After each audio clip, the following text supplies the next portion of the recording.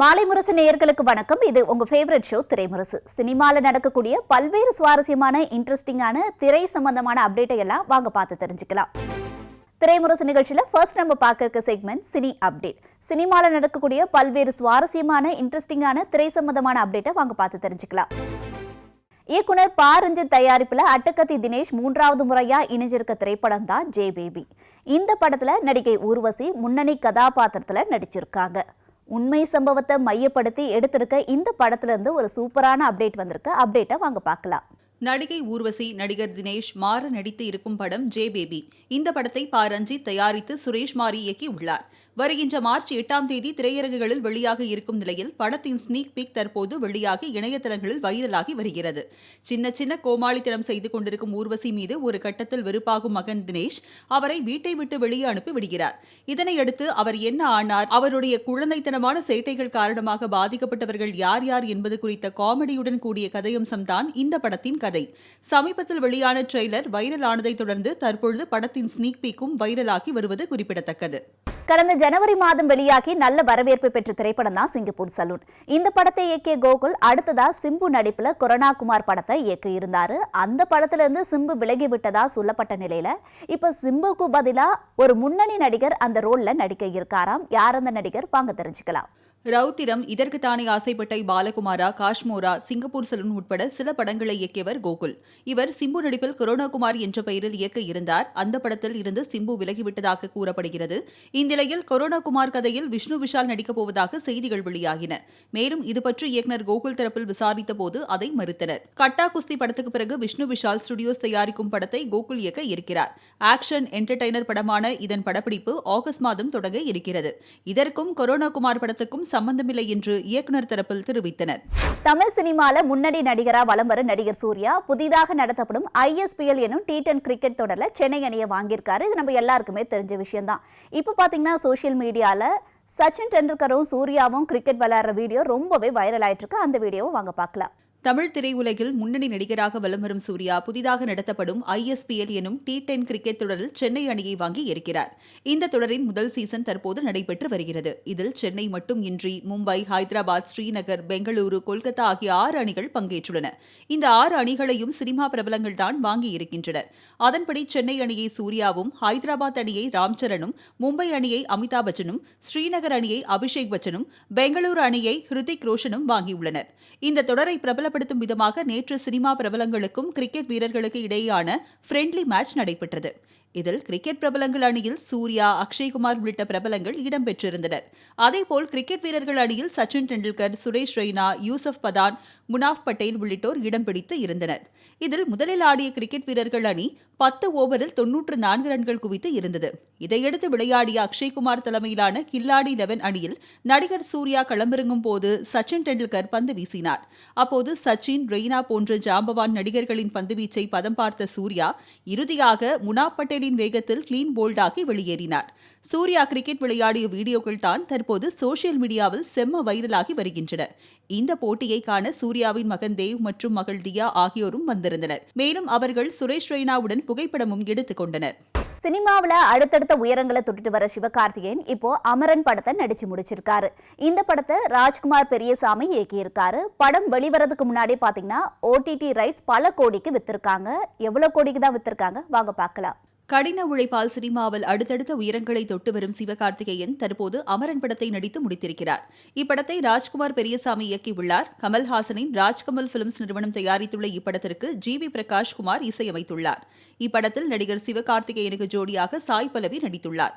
பயங்கரவாதிகளுடன் நடந்த சண்டையில் வீர மரணமடைந்த முகுந்த் வரதராஜன் என்கிற ராணுவ வீரரின் வாழ்க்கை கதையை மையமாக வைத்துத்தான் அமரன் திரைப்படம் உருவாகியுள்ளது. இப்படத்தில் சிவகார்த்திகேயன் மிலிட்டரி ஆபீசராக நடித்துள்ளார். மேலும் இப்படத்திற்காக வெறித்தனமான ஒர்க் அவுட் செய்து கட்டுமஸ்தான் உடற்கட்டுக்கு மாறியிருக்கிறார் சிவகார்த்திகேயன். அது மட்டுமின்றி மும்பையில் சிறப்பு பயிற்சி எடுத்து இப்படத்தில் நடித்துள்ளார். இப்படத்தின் பெரும்பாலான காட்சிகள் காஷ்மீரில் படமாக்கப்பட்டன. தற்போது அமரன் படத்தின் ஷூட்டிங் முடிந்து ரிலீஸுக்கு தயாராகி வருகிறது.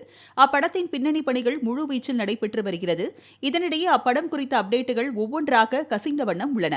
அந்த வகையில் அமரன் திரைப்படத்தின் OTT உரிமை பெருந்தொகைக்கு விற்கப்பட்டுள்ளதாக தகவல் வெளியாகி உள்ளது. அதன்படி அமரன் திரைப்படத்தின் OTT உரிமையை நெட்ஃபிளிக்ஸ் நிறுவனம் 60 கோடி கொடுத்து கைப்பற்றியுள்ளதாக கூறப்படுகிறது. சிவகார்த்திகேயனின் கெரியரில் அவர் நடித்த படங்களில் அதிக தொகைக்கு விற்பனையான திரைப்படம் என்றால் அது அமரன் தான். அவர் நடிப்பில் கடந்த ஆண்டு வெளிவந்த மாவீரன் திரைப்படத்தின் OTT உரிமை 34 கோடிக்கு விற்பனை செய்யப்பட்டது குறிப்பிடத்தக்கது. திரைமுரசு நிகழ்ச்சியில இப்ப நம்ம பார்க்க இருக்க செக்மெண்ட் சினி எக்ஸ்பிரஸ். பிரபல ஹிந்தி பட இயக்குனர் நீரஜ் பாண்டே. இவர் வெட்னஸ்டே, ஸ்பெஷல் 26, MS தோனி உட்பட சில படங்களை இயக்கியுள்ளார். பல படங்களை தயாரித்தும் இருக்கிறார். இவர் அடுத்து இயக்கும் படத்தில் தமன்னா ஹீரோயினாக நடிக்கிறார். கதாநாயகன் முடிவாகவில்லை. இதன் படப்பிடிப்பு கடந்த மாதம் தொடங்கியது. OTT தளம் ஒன்றுக்காக தயாராகும் இந்த படத்தின் படப்பிடிப்பு ரகசியமாக நடத்தி வருகின்றனர். படப்பிடிப்பு தளத்தில் இருந்து எந்த தகவலும் வெளியே செல்லாமல் இருக்க ஷூட்டிங் நடக்கும் அரங்கத்தில் ஜாமர் கருவியை பொருத்தியுள்ளனர். இதனால் அங்கிருந்து யாரும் தொலைபேசியில் படம் பற்றிய தகவலை வெளியே தெரிவிக்க முடியாது. செட்டில் இருந்து புகைப்படங்கள் எடுக்கவும் முடியாது. அதை தடுக்கவே இந்த ஏற்பாட்டை படக்குழுவினர் செய்துள்ளனர். கீதா கோவிந்தம் திரைப்படத்தில் விஜய் தேவரகொண்டாவுக்கு ஜோடியாக நடித்த ராஷ்மிகா மந்தனாவுக்கு திரையுலகில் பெரும் வரவேற்பு கிடைத்தது. இதனைத் தொடர்ந்து டியர் காம்ரேட் திரைப்படத்திலும் இருவரும் ஜோடியாக நடித்தனர். மேலும் ரசிகர்களிடையே இருவருக்குமான ஜோடி பொருத்தம் குறித்து அதிகம் பேசப்பட்டது. இருவரும் காதலித்து வருவதாக சமூக வலைதளங்களில் தகவல் வெளியாகியது. ஆனால் இருவரும் இதுகுறித்து இதுவரை நேரடியாக எந்த பதிலையும் தெரிவிக்கவில்லை. ராஷ்மிகா நடிகர்கள் அல்லு அர்ஜுன், கார்த்தி, விஜய், ரன்பீர் கபூர் என அடுத்தடுத்து முன்னணி நடிகர்களுடன் பான் இந்தியா திரைப்படங்களில் தொடர்ச்சியாக நடித்து வருகிறார்.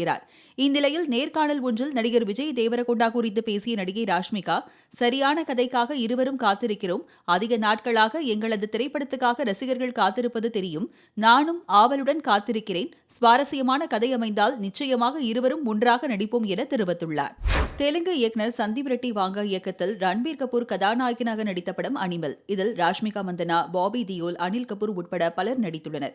திரையரங்குகளில் வெளியான இப்படம் 900 கோடி ரூபாய் அளவில் வசூலித்தது. OTTயிலும் சில வாரங்களுக்கு முன்பு வெளியான இப்படம் அதன் ஆணாதிக்க கருத்துக்களுக்காக விமர்சிக்கப்பட்டது. இந்த நிலையில் திருப்பதி திருமலையில் உள்ள ஏழுமலையான் கோயிலில் இயக்குனர் சந்தீப் ரெட்டி வாங்கா மொட்டையடித்து சாமி தரிசனம் செய்துள்ளார். அப்போது அவரிடம் செய்தியாளர்கள் அவரது அடுத்த படம் என்ன என்று கேள்வி எழுப்பிய போது, பிரபாஸ் நடிக்க உள்ள ஸ்பிரிட் படத்தில் அடுத்ததாக கவனம் செலுத்தி வருவதாக சந்தீப் ரெட்டி தெரிவித்தார். தமிழ், தெலுங்கு, கன்னடம், ஹிந்தி ஆகிய மொழிகளில் வெளியாக உள்ள பான் இந்திய படம் தனுஷின் D51.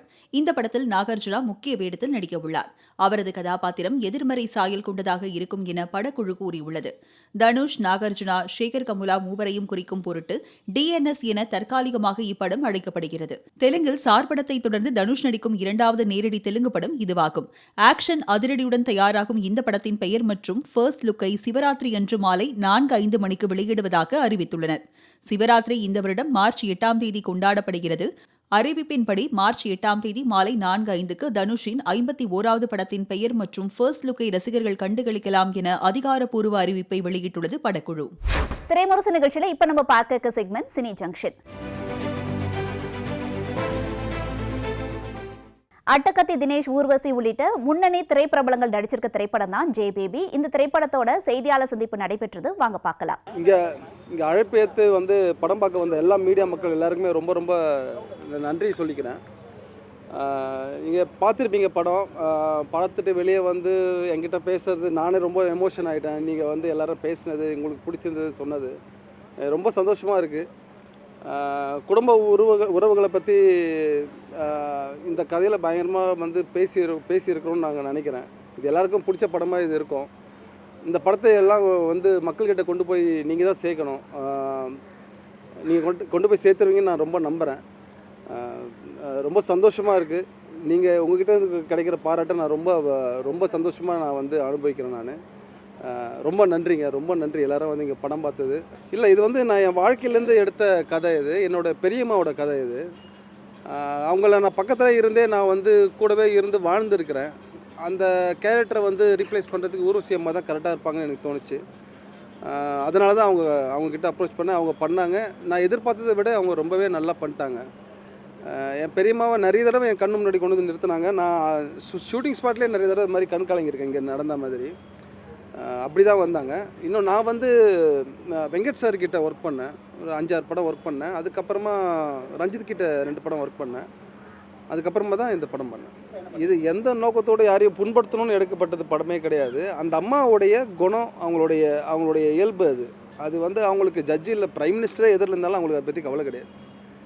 அவங்க வந்து அவங்களோட தன்மையிலேருந்து விலகவே மாட்டாங்க. அவங்க பிள்ளைங்களை திட்டினா அவங்களுக்கு கோவம் வரும். அவங்கள கண்ட்ரோல் பண்ணுறதுக்கு எதுவும் முடியாது. ஏன்னா நீங்கள் பார்த்துருப்பீங்க அவங்களுடைய சூழ்நிலை எப்படி இருக்காங்க, அவங்க எந்த மாதிரி எல்லார்ட்டையும் நடந்துக்கிறாங்கன்ட்டு.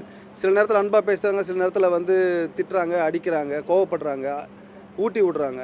இப்படி பல மனநிலை இதுவாக மாறிட்டே இருக்காங்க இல்லையா? அதனால் வந்து இது ஒரு பெரிய கேள்வியாக, இது ஒரு பிரச்சனையாக மாறும்னு எனக்கு தெரியும். ஏன்னா சென்சாரில் பார்த்துட்டு தான் இது கொடுத்துருக்காங்க. ரஞ்சித்துக்கு பொறுத்த வரைக்கும் வந்து ஒரு அருமையான ஸ்கிரிப்ட் தான் தேவை. அது எந்த மாதிரி படங்கள் கொண்டு வராங்களோ அது எது பிடிச்சிருக்கோ அதுதான் ஓகே பண்ணுறாப்புல. ஸோ இந்த படம் வந்து அதை உடைக்கும் தான் நான் நம்புகிறேன். ரஞ்சித் எல்லா ஜானரான படங்களையும் ரஞ்சித் கம்பெனியில் பண்ணுவாங்க. அது வந்து சமுதாயத்துக்கு எதிராக இருந்தால் மட்டும்தான் செய்ய மாட்டாங்களே தவிர, சமுதாயத்துக்கு முக்கியமான கருத்துக்கள் சொல்லக்கூடிய படங்களை ரஞ்சித் கம்பெனியில் கட்டாயமாக நீலம் ப்ரொடக்ஷனில் பண்ணிட்டு தான் இருக்காங்க. இனிமேல் வர படங்களையும் நீங்கள் பார்ப்பீங்க. நல்ல பேரை வாங்க வேண்டும் பிள்ளைகளே இந்த திரைப்படத்தோட பிரஸ் மீட் சமீபத்தில் நடைபெற்றது. இதில் கலந்துக்கிட்ட பிரபலங்கள் என்ன பேசியிருக்காங்க வாங்க பார்க்கலாம். வணக்கம், நான் பிரசாத் ராமர், நல்ல பேரை வாங்க வேண்டும் பிள்ளைகளை படத்தோட இயக்குனர்.